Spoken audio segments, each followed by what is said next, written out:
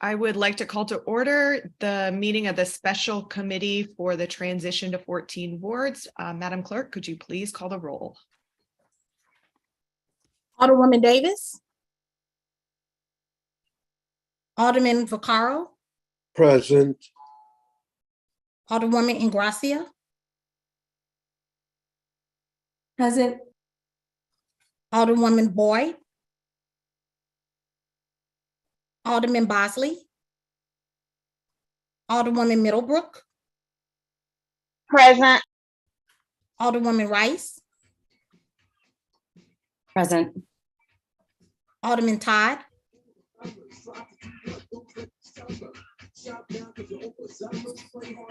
Someone's phone.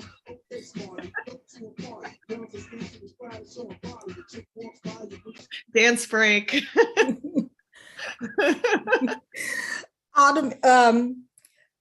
Did Alderman Todd respond?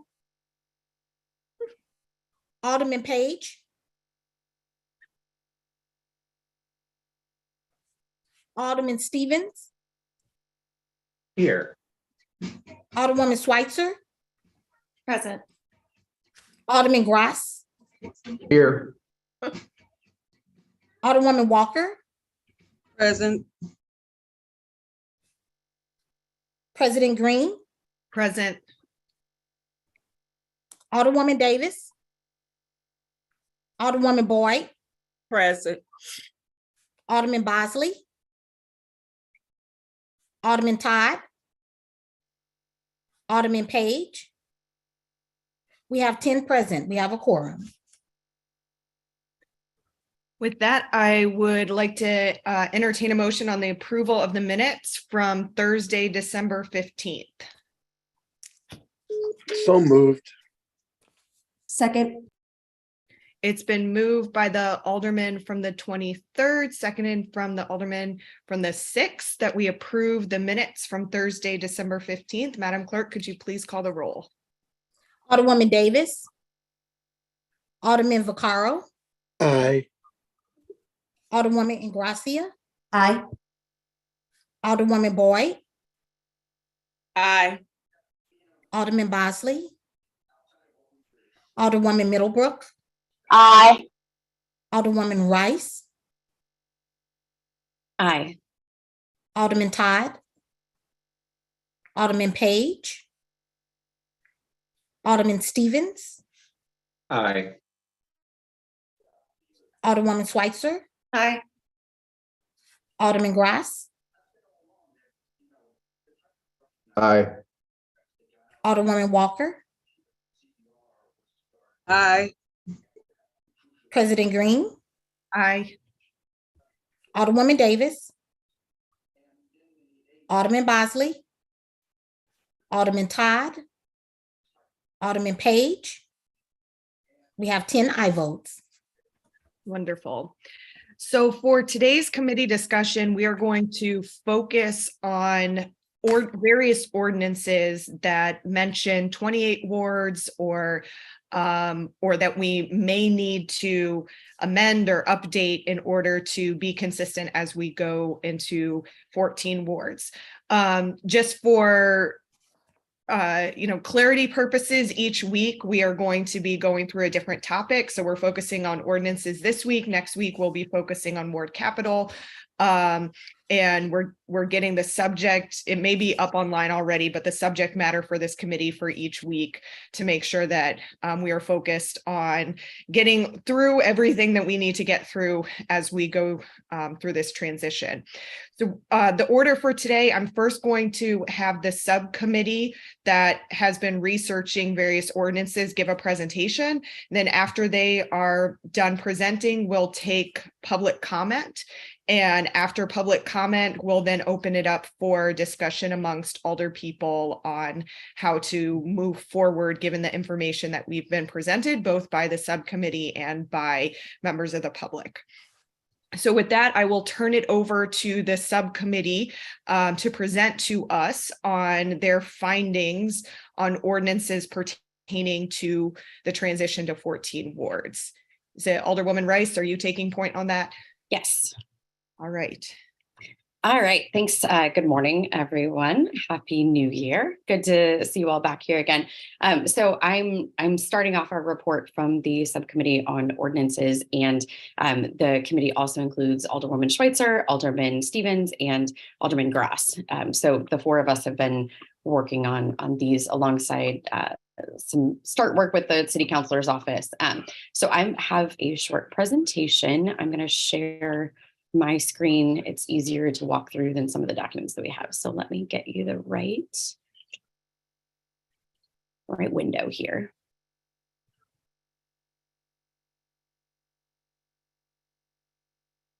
Okay, can you see?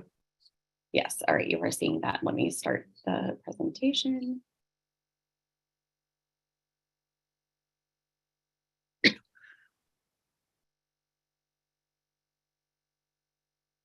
Sorry. All right. Okay. Are you seeing the specific references to expression 28 wards? Yes. Yes. Okay, cool.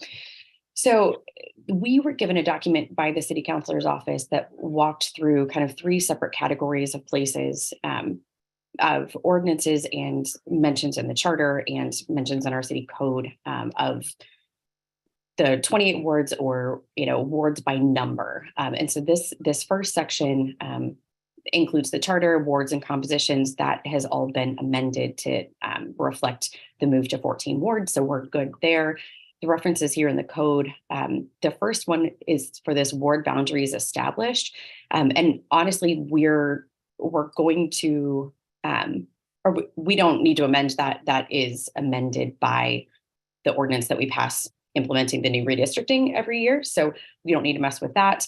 Oops, wow, that's really sensitive. Let me go back. The next section is under the chapter on elections that includes aldermanic terms and election years. And basically this one says, starting in 1915, odd numbered wards will be elected for 2 years to start. And then, so it established the sort of odd even there, but legal advice from our legal counsel says we can just repeal this section entirely because it still references 28 wards, and what is listed in the charter under the new transition to 14 wards is sufficient to cover this piece. So we will recommend a piece of legislation to repeal this section entirely. It is already superseded by the charter, but just for terms of clarity and cleanliness, we can go ahead and repeal that. The next one is the Civilian Oversight Board legislation that established districts. So members were selected to the COB based on districts that were based on wards. That has been amended via Board Bill 47 from Alderwoman Clark Hubbard. So that doesn't need any more work. And the last one on this section is under the water department. There was a surcharge for leak repairs that also had districts based on wards. And there was supposed to be sort of a funding mechanism that came through wards. But when we, in conversation with the water department, they've said that they have never used this piece of the code because the districts were never fully established, and repairs vary widely in cost and difficulty and that type of thing. So they don't use this at all. So we're going to also repeal that section for clarity as well. The next section here, so these do not specifically use the phrase 28 wards, but are notable provisions that may change or have changed to reflect redistricting. So this first section under the code is for the Arch Memorial Grounds Park.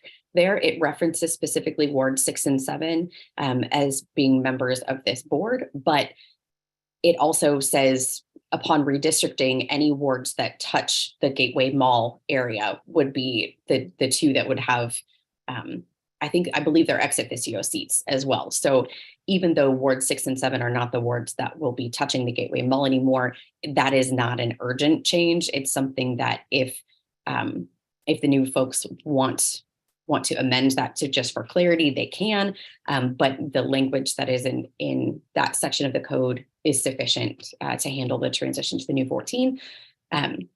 The third ward parking district, that does have a geographic legal description of the boundaries of the third ward.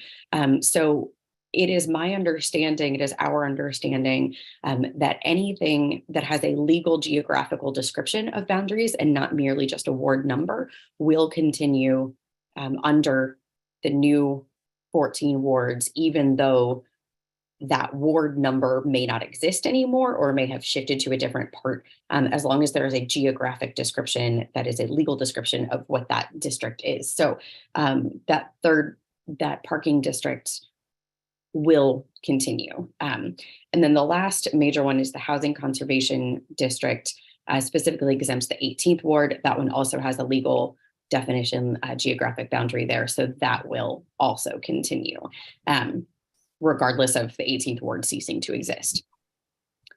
So this last bit, so we were given this list of ordinances mainly relating to liquor control districts, 3 a.m. bar prohibitions, and vending districts. I went through each and every one of these ordinance numbers to see, what type of dates they had on them when they were due to expire, because a lot of them are, were a liquor control district for a period of 3 years or a period of 1 year.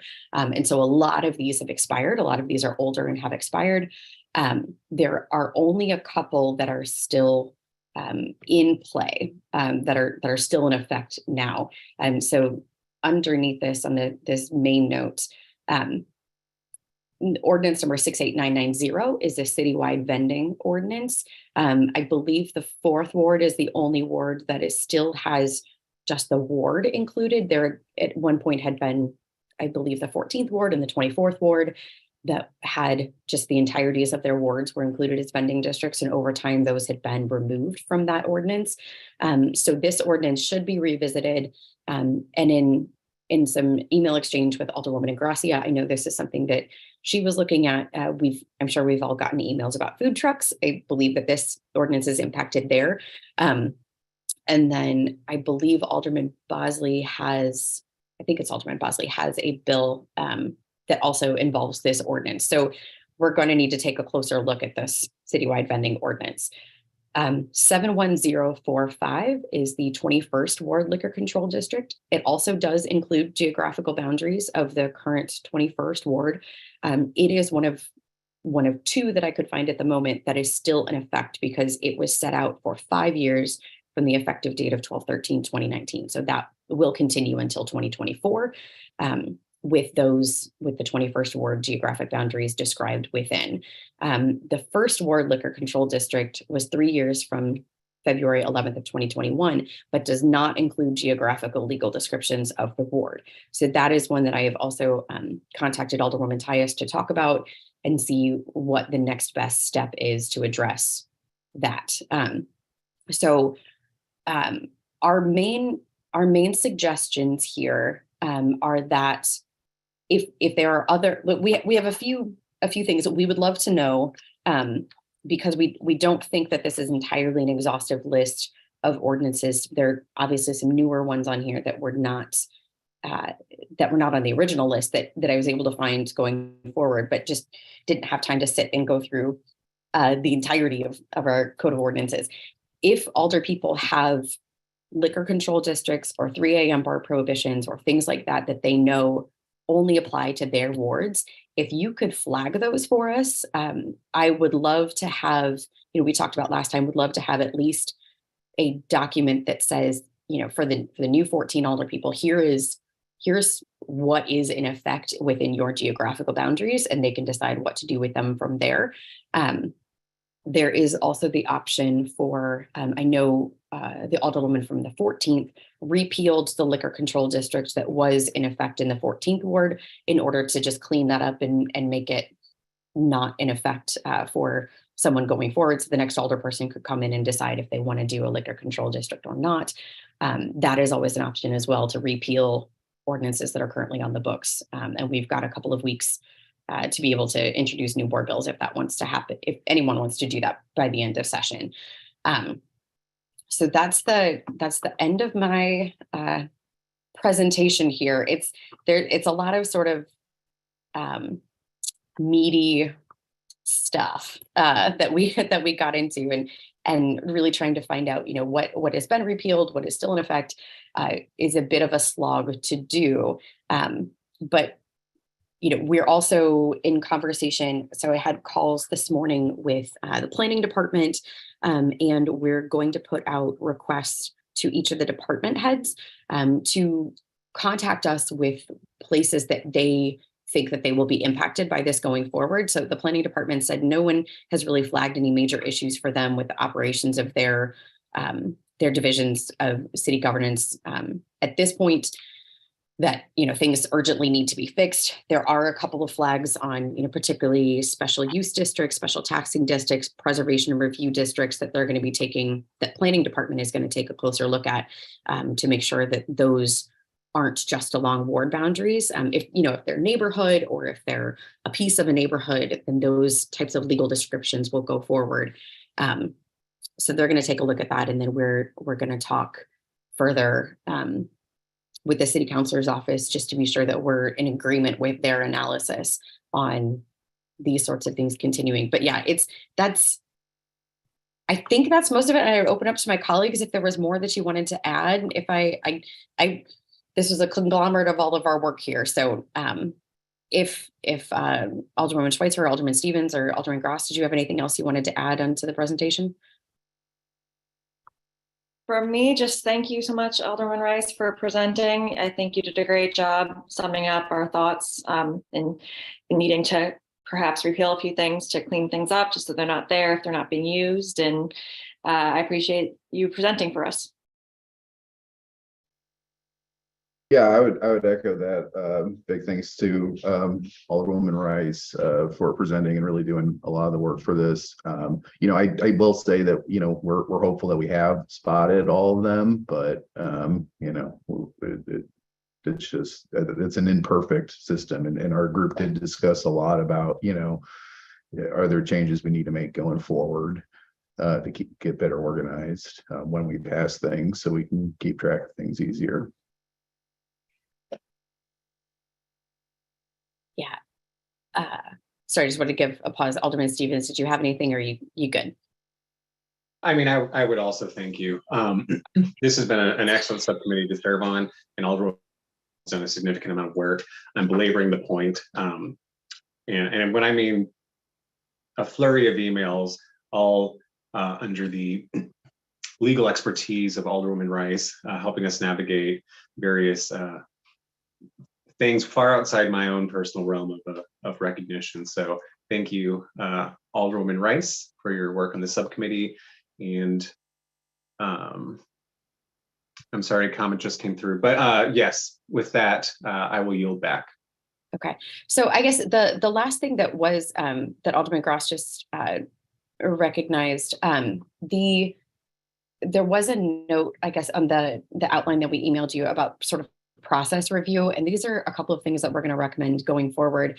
One of the things I noticed in using the city has a search tool on the city website where if you're looking up an ordinance number, it'll pull up any mention of that ordinance and further ordinances or repealing things like that.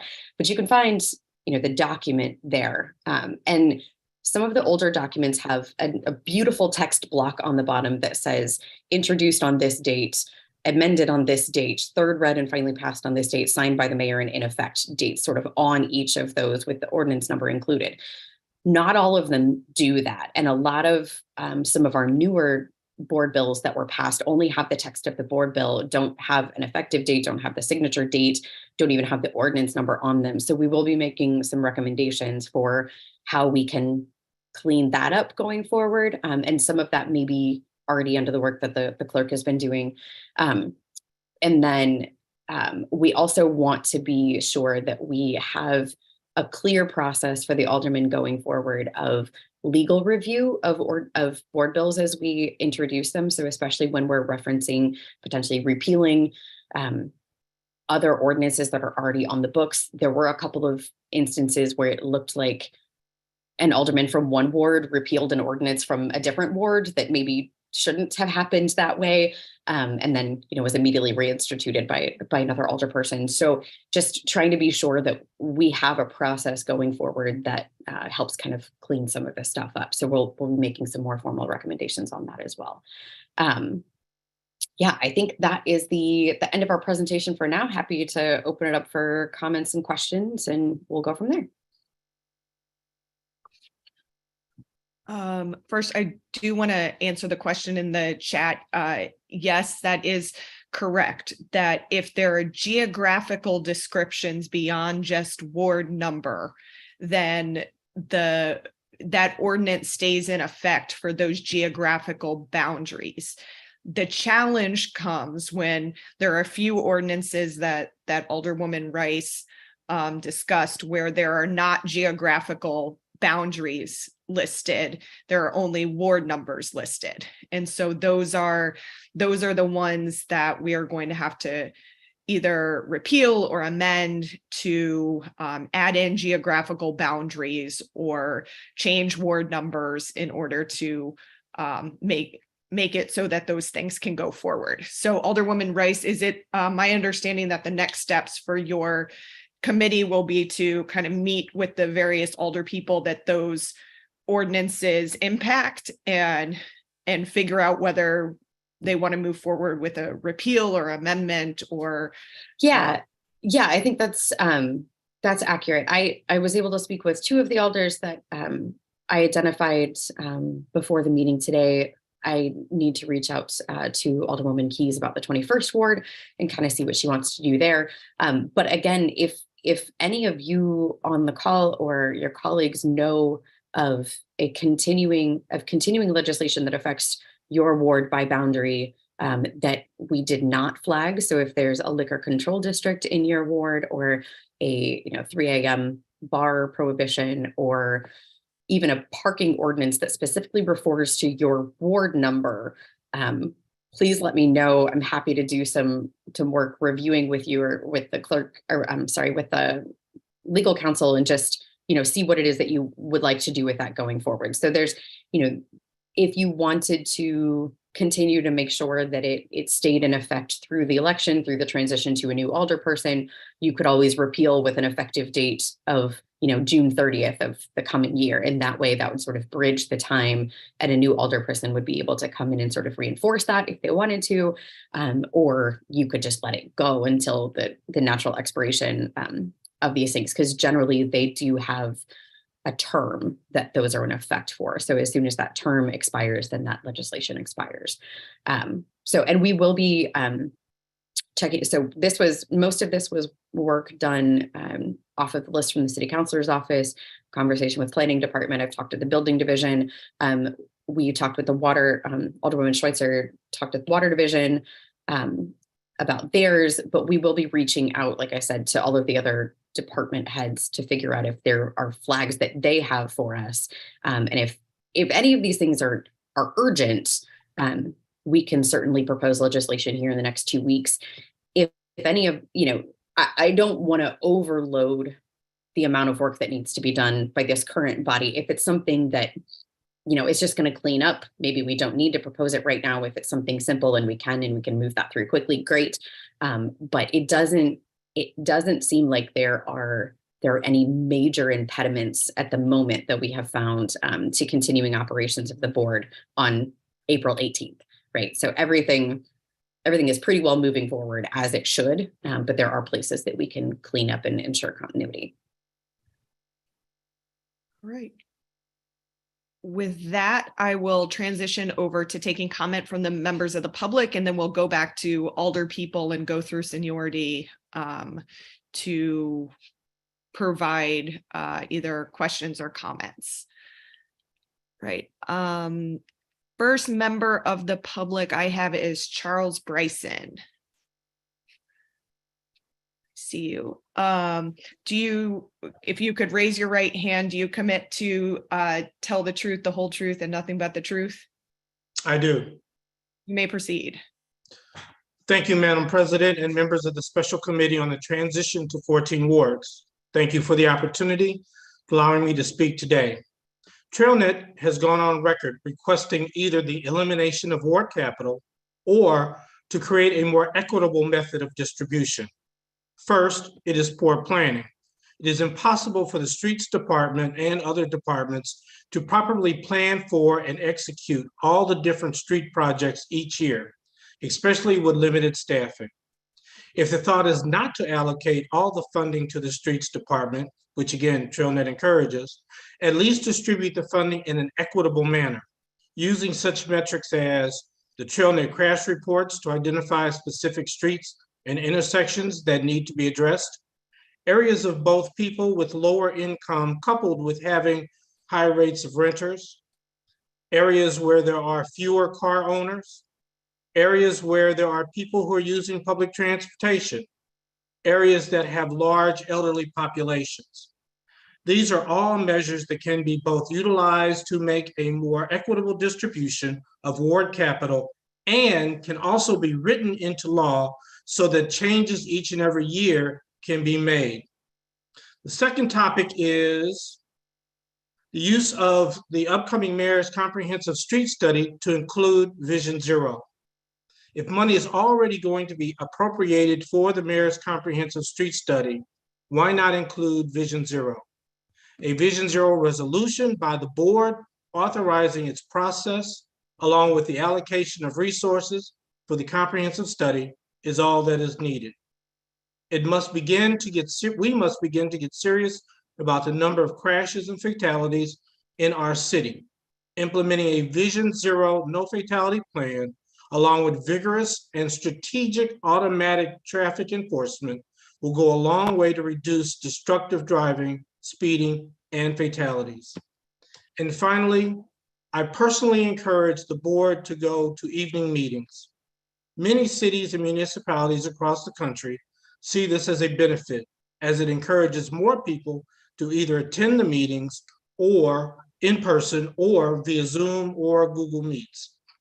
It is well past time for this board to do the same. With that, I will close out my testimony and obviously thank you, Madam Chair, and we'll answer any questions that may be asked. Thank you.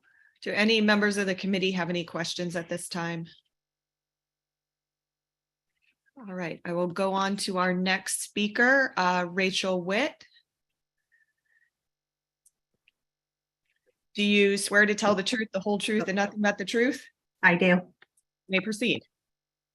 Thank you, President Green, for this opportunity, and to the aldermen present today to speak on behalf of representing the State Streets Committee through the Community Mobility Committee. I am the chairperson of that, and echoing on Charles Bryson on his comments, we would like to see capital funding, either all or a portion of it, taken away from the aldermen and given to the streets department. They are underfunded. We need more money in streets to make our roads safer. We need to be more equitable. We need safer streets because, and we need to communicate and collaborate better on how we do that. It's not just paving, it's how we move people, not move vehicles in this city. And we really need to rethink how we go about that, and also how other departments work together. Streets department's about paving. We need something to rethink about transportation. It would be nice to have a transportation department or division formed. It would be great to see maybe the city of St. Louis creating a public works department and maybe having Board of Public Service, Streets Department, and a transportation division all housed as one so they can communicate, collaborate, and go after more funding collectively together when we're implementing improvements throughout the city. We need to do better, and we all need to play that role, not just the aldermen, but us as citizens, and how we can be supporting you in your efforts and what we can do to make our community safer. And we all need to work together to make that happen.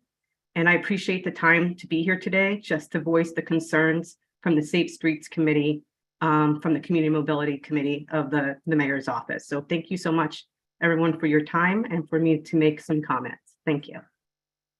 Thank you, Rachel. Our Alderwoman Boyd has a question. I don't have a question. I just have a comment because Alderman, I'm not Alderman. There's too many things going on.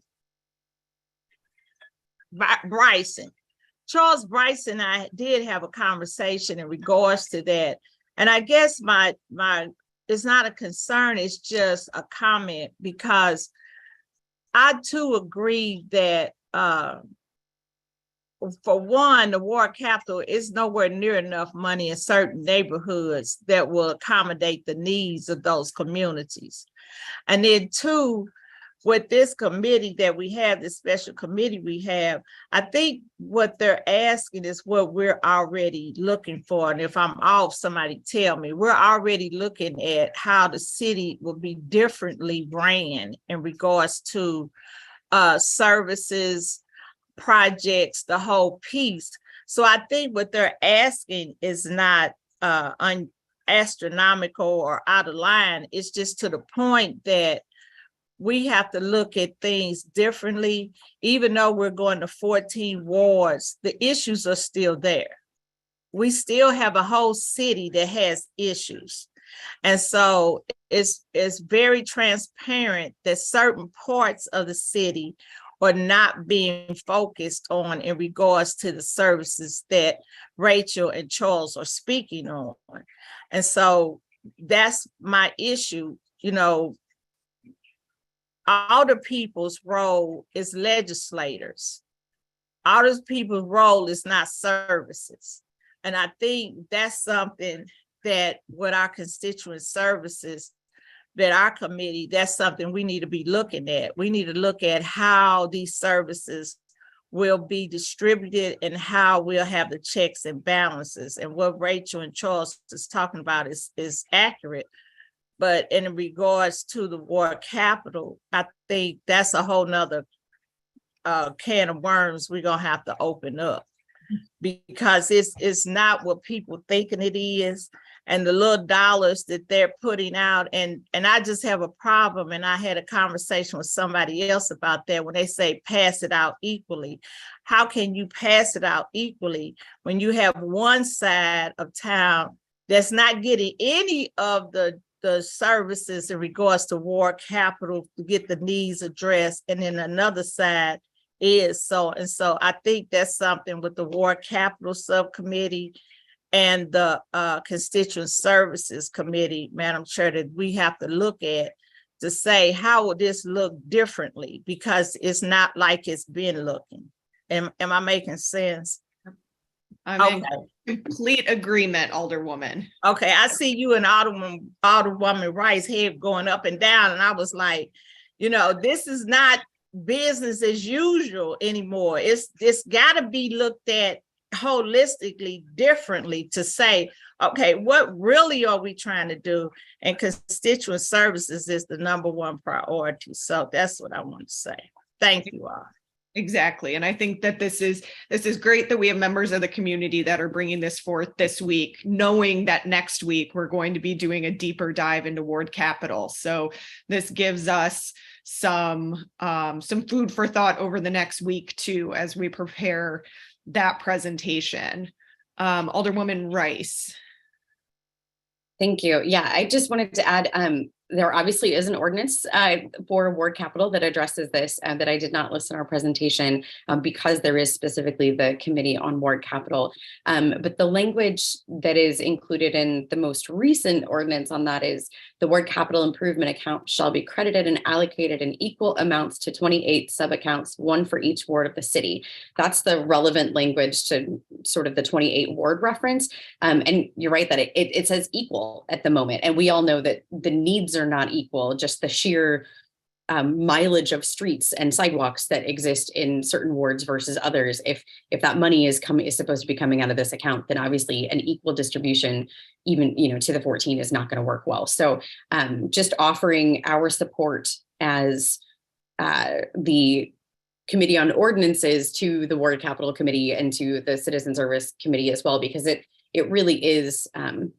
Alderman Stevens pointed out, it's a legislative issue, it's a fiscal issue, it's a citizen service issue to try to, get this right here going forward. So my read from the ordinance perspective is we're okay with what the ordinance on ward capital is. There's nothing that's, the sky is not going to fall if we don't amend that before the new session. But it does need to be amended before the new budget cycle to make sure that it accounts for the 14 wards and any changes in the way that we want to distribute that. So thank you. Well, any further questions from members of the committee? Right, then I will move on to our next speaker, Cindy Mentz. Cindy, do I see you? There you are. I see you. Do you swear to tell the truth, the whole truth, and nothing but the truth? Yes. You may proceed. Okay. Thank you, Madam President and members of the Special Committee of Ward Reduction. Thank you for allowing me to present. My name is Cindy Mentz, and I'm the CEO of TrailNet. TrailNet is the region's nonprofit dedicated to safe streets for all. And we've published an annual crash report, which spells out dangerous driving corridors in the region for people outside of cars as well as people driving. And it's really a snapshot of St. Louis's growing crisis of pedestrian fatalities. I come to speak to you today about Ward Capital.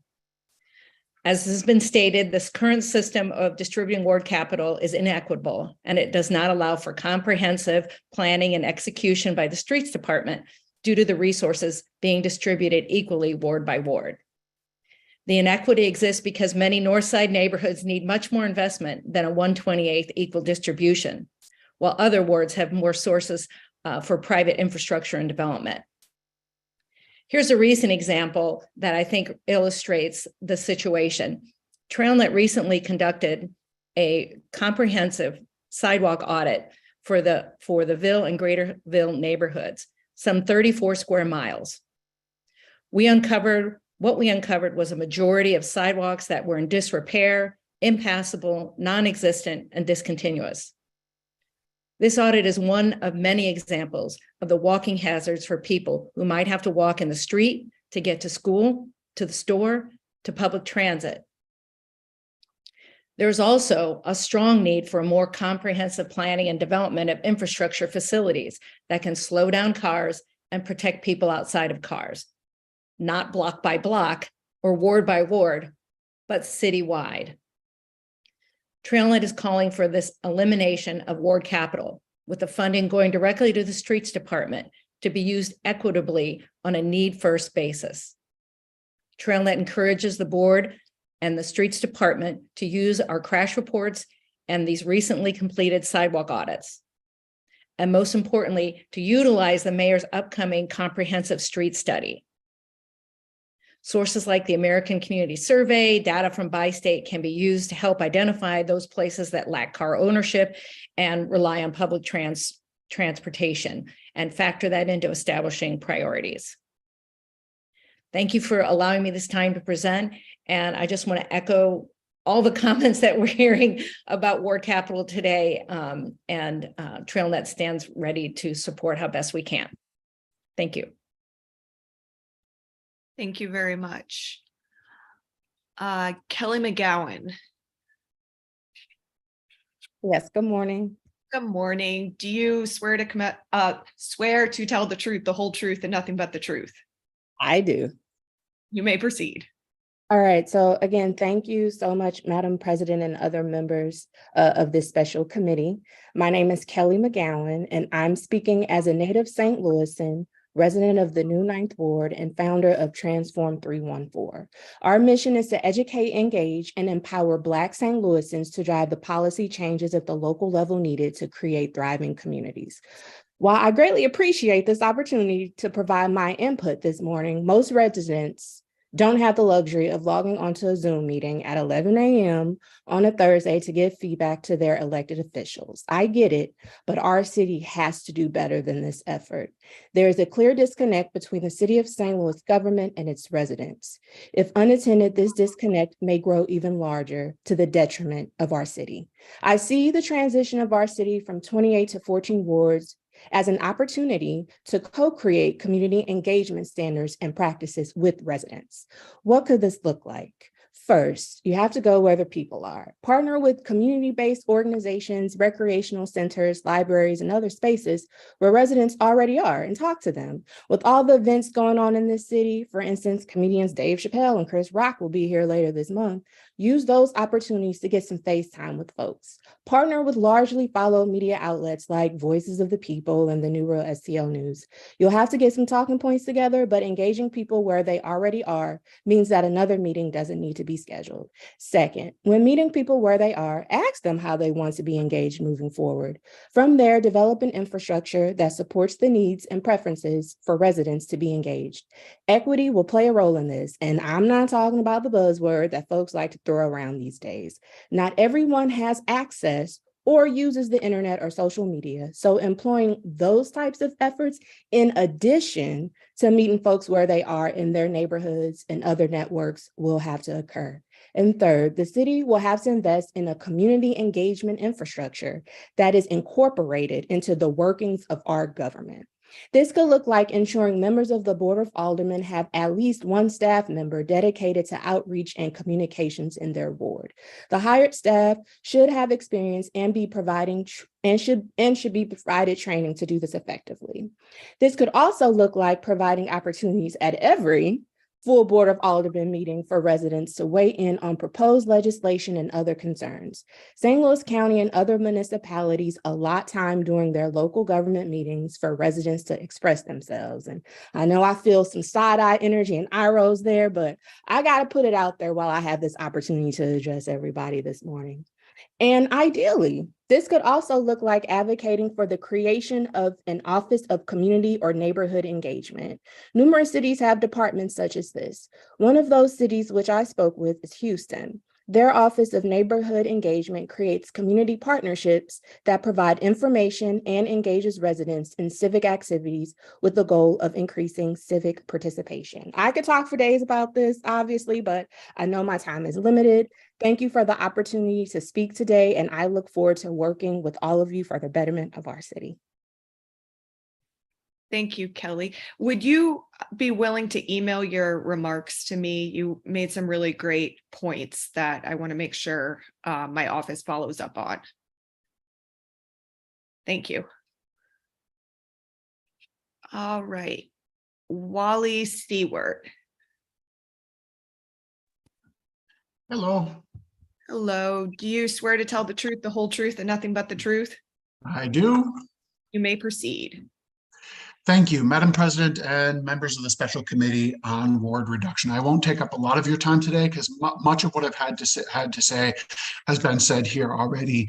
I really want to emphasize and underline Alderwoman Boyd's point about this being an inflection point in St. Louis history where we have the opportunity to reinvent this city in ways especially in ways, as Kelly was just saying, that talk about the relationship between government and its citizens. I think one of the main reasons we're losing population is because our population has no sense that its government is looking out for its interests.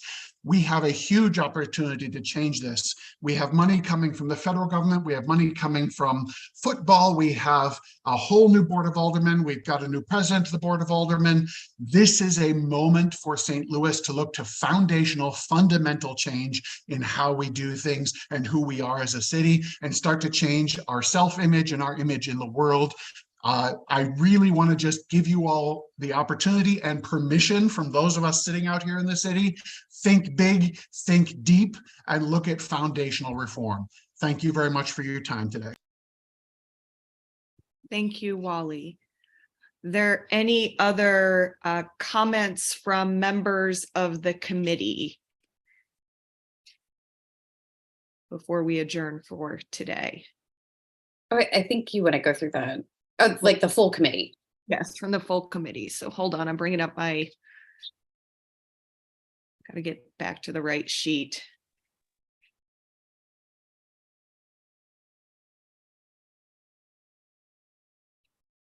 All right, I'll go through the roll here. Alderwoman Davis, she here?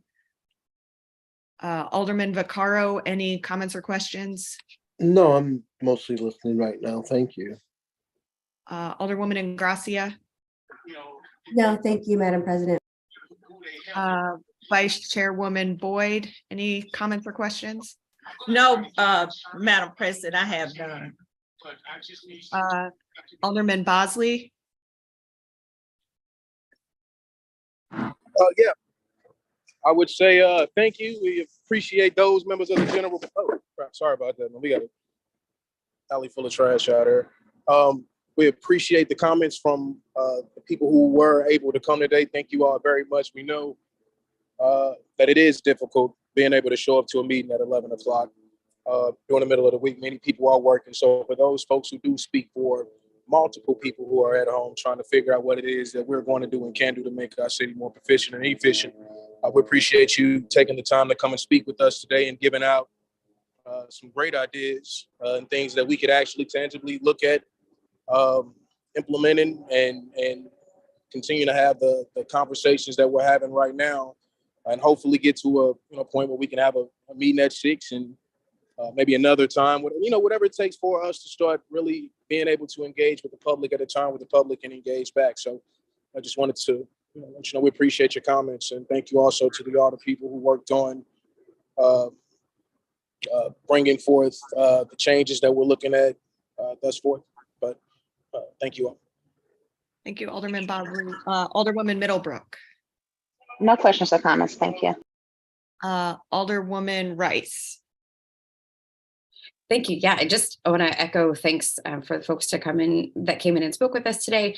I, especially Kelly, I've been thinking about an Office on Public Engagement for a while, and that's something that I would love if we had the funding, if we can find the right funding mechanism for the city to be able to do, because I agree that is one of the places where, the city government as a whole could do a lot better in engaging folks and getting input and making sure people know about meetings and that type of thing. And recommending, for the new 14, if committees do stay in any sort of a hybrid capacity, that we make available a room at City Hall for people to be able to come in physically and grab a laptop and participate in meetings.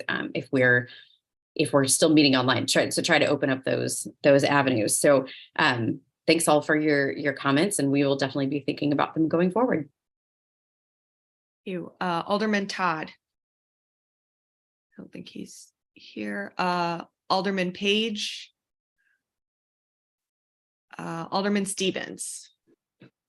Thank you, Ms. President, Madam President, rather. I do have 3 quick things. One, I would also like to echo my thanks for the speakers that came today from the public. I always chuckle when members of the public thank us for giving them our time, when really it is you giving us your time. So I always appreciate that. And it is helpful, at least for me. I cannot speak for the full board, but public comment is helpful for me. The second item I have absolutely forgotten, so I apologize. But the third item is one of the things that I'm working on, both on this subcommittee and then also the subcommittee for committees. So the subcommittee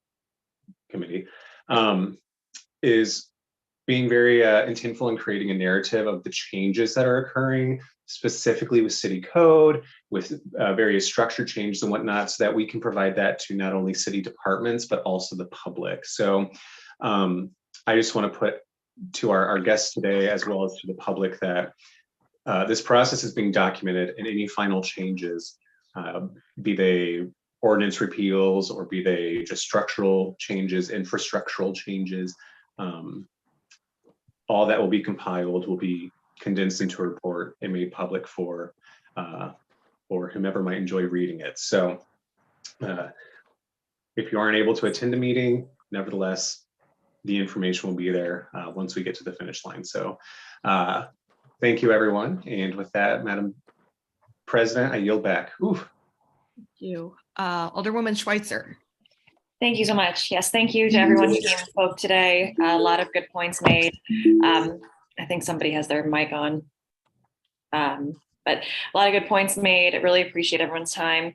I think the subcommittee on the ordinances has marching orders for moving forward with putting together some legislation to repeal some things. Didn't seem like anybody had an issue with those things that needed to just be repealed to clean things up. So I'm sure you'll see legislation soon from us, and I'm sure we'll make sure to get it to everybody here. For potential co-sponsorship. I would say everyone on the subcommittee being on things would be fantastic. And I look forward to hearing the presentation next week on Ward Capital. I think it'll be really interesting. Thanks so much. Thank you, Alderwoman. Alderman Gross. No comment for me. I'll second my thanks for people showing up and being engaged. And I definitely think the word capital discussion is going to be a good one. And on the last, I think it really does, I like the fact that we have committees and we do things in committees and we have public comment in committees, but we should definitely think of a way to make some sort of hybrid model where people can show up to City Hall and, and have access to a laptop like Alderman Rice said, or something, some option like that. That should be doable. So thank you everybody for their work. Wonderful. Alderwoman Walker. Thank you, Madam President. Want to just repeat the thank you for the public coming in and participating today. And I agree with the gentleman 100% that said that we're at a point where we have the opportunity to think big and make St. Louis fair and equitable for everybody. And I hope we take this opportunity. Thank you. Thank you. And I just have to say, again, thank you to members of the public for coming out today. There was some really great, I think, feedback for us to take to heart today. I'm looking forward to our discussion on ward capital next week. Please spread the word to your networks for folks to come and sign up and testify. So as the committee is kind of putting forth the things that they have found so far and suggestions that they're getting, that we're also making sure that we're hearing from the public during that process. I do want to also say that I'm working on getting a personnel committee meeting scheduled for next week. And one of the things that we will be discussing is the hybrid technology. So we do have bids that we have gotten for being able to do those hybrid meetings of both in person and virtual, to give members of the public the ability to do either, and also allow us to have more flexibility in meeting locations and have people there both in person and virtually. So we will be discussing that very shortly. We had to first get in place the filtration devices in the chambers so that we can safely be there. That is in progress. And from my conversations earlier today with the clerk's office and with facilities, we should be up and ready to be back into the chambers next week with that up and running. So we are making some headway on some of the items that have been mentioned already, trying to get these things in place and make sure that as we go into the next budget cycle, we are figuring out all the asks that we have from the legislative branch of government to make sure we have the funding to transition us to a more collaborative body that is able to take in resident feedback and engage with residents in a more genuine and cohesive manner. So thank you so much. We will be back at this 11 a.m. next Thursday to discuss ward capital. I am guessing that will be a longer and more robust discussion, but a very necessary one. As so many folks have said today, this is the inflection point. This is the catalyst and the opportunity to do things differently, to make sure that we are putting resources out there in ways that are equitable, not just equal, and ensuring that our city departments are having the resources that they need to be able to effectively create safer communities, particularly when it comes to pedestrian and cyclist safety. So thank you so much for coming out today. And with that, I will entertain a motion to adjourn. Are there any absent members that we need to excuse? Sorry. Thank you. Any? Yeah, Alderman Todd, we had Alderman Page. Okay. And was Alderwoman Davis here at any point? And Alderwoman Davis. Okay, I will entertain a motion to excuse the aforementioned alder people. I'll make the motion that we excuse the Second. three that weren't here. It's been motioned by the alderman from the 23rd, seconded by the alderwoman from the 8th, that we excuse the aforementioned alder people. All those in favor signify by saying aye. Aye. Aye. Opposed? Motion carries. With that, I will entertain a motion to adjourn. So moved. Second. It has been moved by the Alderman from the 23rd. I think it was the Alderwoman from the 13th that seconded. All those in favor signify by saying aye. Aye. Aye. Opposed? Motion carries. We will see you back here at 11 a.m. next Thursday. Thanks, everybody. Have a Thank you. good one. Bye.